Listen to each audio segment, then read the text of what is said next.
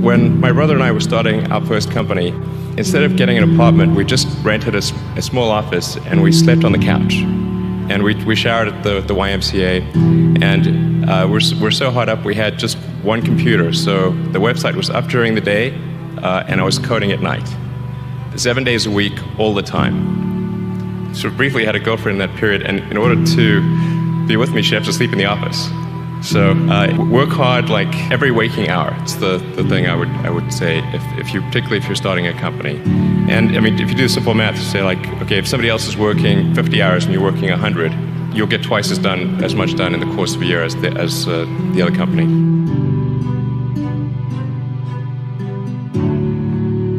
In 2001, with just talking to a friend of mine, he asked me what I was going to do after PayPal, and I thought, well, I was wondering like, I'd like to get involved in space, but I just didn't think there was anything I could do as an individual. But I was curious as to when NASA would be sending a team to Mars, because that was always going to be the thing to do after the moon. I figured that there'd be some plan, and I'd just go to the website and I could read the schedule. Actually, there wasn't anything on the website, and is it secret? I don't know.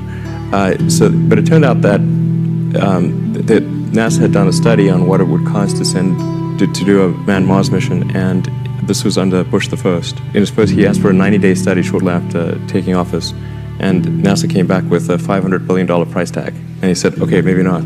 That's when $500 billion was serious money. So then that got totally shelved, and it was like you were not allowed to talk about any kind of crewed mission to Mars at NASA. Anyway, but I thought, well, if I can do something that would galvanize public interest, and then that public interest would translate to additional appropriations for NASA and increase their budget, then maybe they could do it. So actually, what I started thinking I would do is send a small greenhouse to the surface of Mars with seeds in dehydrated gel, and the public tends to respond to precedents and superlatives. So this would be the furthest that life's ever traveled, the first life on Mars. I tried to figure out how to do this with the proceeds that I had from PayPal.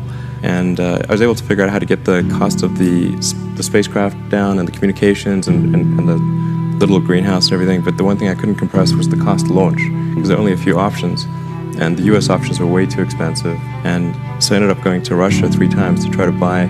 It wouldn't really matter. Like, I actually came to the conclusion that my initial premise was wrong. It's really fundamental to psyche. So if people think there's a way, I think it would actually get a lot of support.